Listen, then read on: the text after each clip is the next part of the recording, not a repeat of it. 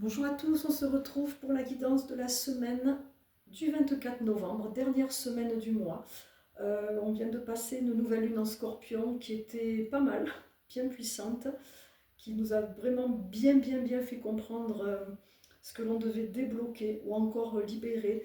Elle vient vraiment appuyer, bon, pour moi c'était positif, mais bon, sur la transformation qui était déjà bien en cours sur cette année 2025, une année 9, sur les transformations finales pour cette année en tout cas.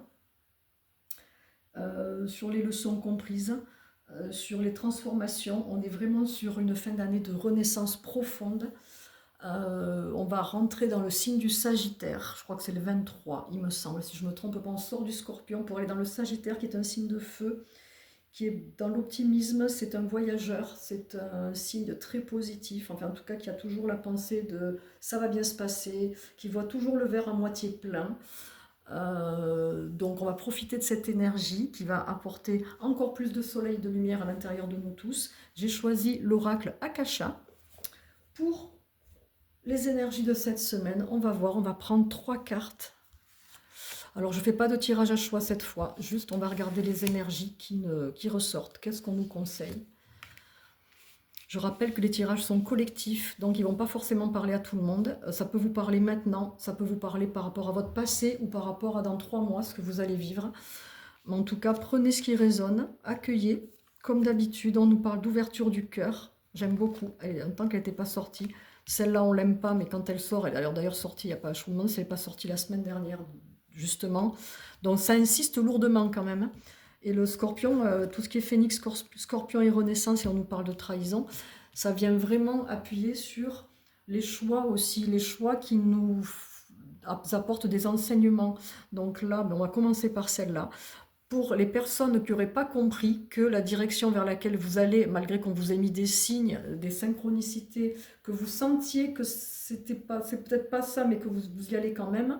Après, c'est chacun prend ses responsabilités et fait ses choix. C'est pas toujours facile d'écouter son intuition et sa petite voix. Le Styx est là pour dire qu'il y a une situation qui va être vécue ou qui est en train d'être vécue, ou un choix à faire qu'il faut réfléchir vraiment le plus possible profondément, ou alors il faut carrément annuler ou faire demi-tour. Mais on le sent. Après, ça ne veut pas dire que tout le monde est concerné et que les projets que vous avez, il faut les annuler. C'est juste étudier bien la question, renseignez-vous, structurez. On me dit de vous prémunir, à savoir, selon le projet, selon la situation, de transmuter, de toute façon, quoi qu'il arrive, de transmuter, de transformer, de vous dire, bon, ben voilà, j'ai essayé, ça n'a pas fonctionné, maintenant je sais, dorénavant, je serai plus prudent sur telle situation. Voilà. Mais lui, il insiste vraiment sur faire demi-tour, il ne faut pas y aller parce que c'est pas bon, c'est toxique ou c'est négatif, etc. Voilà, donc on a la blessure de trahison, en tout cas l'énergie de trahison qui ressort. La trahison, c'est pas uniquement dans le couple, c'est pas que l'infidélité, c'est tout ce que vous considérez comme trahison. Ça peut être le mensonge, ça peut être déjà les valeurs envers vous-même, comment vous vous comportez envers vous-même. Est-ce que vous êtes toujours à votre écoute? Donc là, on vous demande de vous remettre en question sur cette fin d'année, pas uniquement sur cette semaine.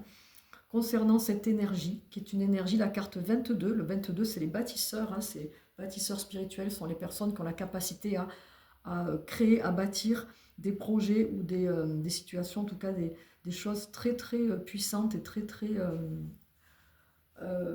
top. On me dit fun, des bâtisseurs qui sont là pour créer des choses incroyables, pas forcément spirituels, hein, des projets, mais vraiment énormes, avec beaucoup d'idées d'imagination. Mais pour que ce soit pérenne, je reste du coup un peu sur le 22, il faut que la structure soit solide. Voilà, toujours pareil. Donc là, effectivement, on n'est pas dans quelque chose de solide. Au niveau de cette énergie de la trahison, ça peut être aussi une dette karmique, quelque chose que vous êtes venu vivre dans cette vie de manière intense, récurrente, dans tous les domaines, parce que vous êtes venu la nettoyer. Donc tant que vous ne comprenez pas, que vous attirez encore des personnes qui vous mentent, en qui vous avez eu entièrement confiance et vous avez vraiment découvert le poteau rose et c'était quelque chose d'incroyable que vous pensez, vous imaginiez même pas que ça pourrait arriver, et bien vous êtes dedans. Donc tant que le schéma il se répète, c'est que c'est pas nettoyé, c'est pas libéré. Alors, ce sont des mémoires qui se libèrent en séance, hein, bien évidemment, pour les personnes, je mets la parenthèse, qui souhaitent libérer les mémoires des ancêtres que vous portez, transgénérationnels, karmiques, vos blessures d'âme, blocages, peurs et autres. 10 mémoires 40 euros et entre 15 et 17 selon votre intégration, je vais à 70 euros. Pour les personnes vraiment en difficulté, je fais payer en 2 fois parce que j'estime que tout le monde a le droit de se libérer, de travailler sur lui ou sur elle. C'est le bon moment encore, on n'est pas en terminaison de l'année 9 pour se libérer. Moi, c'est ma dette karmique, donc je la connais bien. Et effectivement, elle est costaud quand on n'y travaille pas dessus. Et quand on accepte que, ben oui, la trahison, ça existe, le mensonge aussi, qu'on s'est déjà menti à soi-même, qu'on n'a pas toujours été honnête avec soi, qu'on s'est aussi trahi, ça va déjà beaucoup mieux. On transmute petit à petit, on libère les mémoires, on nettoie et on n'attire plus cette vibration. On va après avoir dans notre cercle, autour de nous, des personnes qui seront beaucoup plus fiables, sur qui on pourra compter. Mais la première personne sur qui vous devez apprendre à compter, c'est vous-même. Et ça se travaille aussi. Et pour ça, il faut avoir confiance en soi. Et il faut libérer, si vous ne pouvez pas le faire seul, effectivement, tout ce que l'on porte. Et c'est pas peu dire, pour certains, tous les chemins de vie 33, 22, 11, quand il y a du 8, le 9 aussi, c'est lourd. Il y a des personnes là qui viennent, qui ont vraiment du lourd, avec du sacrifice, jusqu'aux mémoires d'esclavage qu'on fait, parce que ces personnes qui se sont, elles me le disent, je me suis rendue esclave de ce travail, elle m'a traité comme une esclave. Si on vous traite comme un esclave, c'est que vous portez la faille, la mémoire, et que vous ne dites rien, vous ne mettez pas de limite, voyez, vous n'osez pas, vous plantez pas. La limite qui est non, là stop, là ce que tu me demandes c'est abuser. Donc quand on est dans l'ordre de l'abus, de l'énergie d'abus, ça vibre bas, c'est pas bon, c'est qu'il y a quelque chose à transmuter, à changer, à comprendre. Et si vous répétez ces schémas-là, ben, c'est très souvent karmique et transgénérationnel, c'est que vos ancêtres, les générations précédentes, l'ont porté, l'ont incarné, l'ont bien vécu, et que maintenant stop, maintenant ça suffit, vous devez fonctionner autrement, parce que ça n'est pas du respect envers vous, ni de l'amour, ni de la bienveillance. C'est de l'esclavage, effectivement. Et dans ces moments-là, ben, on travaille dur, on se fait mal même physiquement et on n'est pas bien. On nous demande aussi d'être dans l'ouverture du cœur. Alors l'ouverture du cœur, on pourra en parler des heures, c'est pas le but.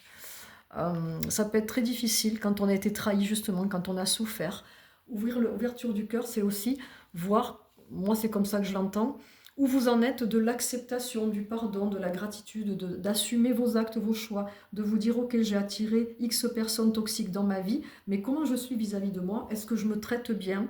Parce qu'on se referme quand on a souffert, hop la porte se referme et on ne veut plus s'ouvrir, on se méfie, on n'a plus confiance. Donc réouvrir, ça demande un travail d'ouverture, vous voyez, ça demande un travail de libération de ces blessures, ça demande un travail d'accomplissement, de transformation. Là, l'énergie du phénix et du scorpion, en ce moment, elle est là pour ça, pour transmuter ce qui nous a fait mal, voyez, pour libérer ses choix et s'ouvrir à nouveau parce qu'on a confiance en soi et qu'on sait qu'on va attirer ce que l'on vibre. Et que si on s'aime, qu'on se choisit, du verbe choyer, je le précise parce que c'est bizarre quand je le dis, si on est bienveillant avec soi, qu'on s'apporte de l'amour, qu'on prend soin de soi, qu'on s'écoute, qu'on est doux, qu'on s'apporte de la douceur, ben vous allez attirer forcément cette énergie en face.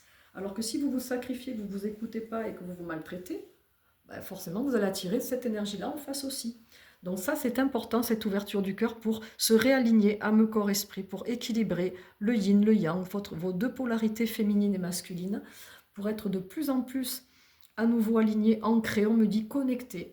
Et là, vous allez pouvoir, ça va se faire même tout seul, quand vous allez libérer, nettoyer, revenir à une sérénité, à une paix, on me dit à une nouvelle personne, le nouveau vous, le nouveau soi, ben là ça s'ouvre tout seul. On n'a plus de raison de se méfier parce qu'on sait que on est bien avec soi-même, on sait qu'on s'accompagne, on compte sur soi, qu'on n'a pas besoin des autres, qu'on est juste dans le partage, qu'on est sa propre famille, qu'on n'est plus seul, qu'on ne s'abandonne plus, qu'on ne se trahit pas, qu'on s'écoute, qu'on ne se juge pas, qu'on ne se maltraite pas. Vous voyez, les blessures de l'âme, ça part de nous, ça part de soi, vraiment à la base. Et là, ben, la porte s'ouvre à nouveau, et c'est magnifique. Et là, le chemin continue, et là, il y a des nouvelles personnes, il y a de la clarté d'esprit, de l'accomplissement, des envies de refaire des choses, de remettre en place des projets.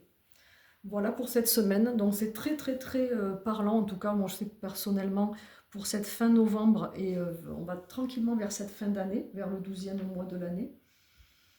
Il n'y a rien à dire de plus, juste prenez soin de vous, écoutez-vous, faites attention à vous, la santé physique, la santé émotionnelle, la santé psychologique, plus on enlève des petites couches comme ça, plus on répare des parts de soi et plus on se sent bien et plus aussi prenez soin de vous dans le sens on me dit plaisir, faites-vous plaisir. C'est important d'apporter du plaisir, d'apporter de la joie, pas forcément avec des personnes autour de vous, mais déjà avec vous-même, parce que s'il y en a, ils vont me dire, oui, mais j'ai pas d'amis. Mais les amis, s'il n'y en a pas, c'est qu'il y a une raison, c'est qu'il y a peut-être une blessure de rejet, un problème d'ouverture aux autres. Vous voyez, on en revient à cette histoire d'ouverture. Donc posez-vous les bonnes questions, soyez honnête avec vous, en essayant de ne pas se victimiser, parce que ça aussi, c'est pas facile, et vous allez y arriver. Parce qu'il n'y a pas de raison. Moi, je dis souvent à des personnes, si moi j'y suis arrivée, vous pouvez y arriver, c'est parce que pour moi, je sais que je reviens de très loin.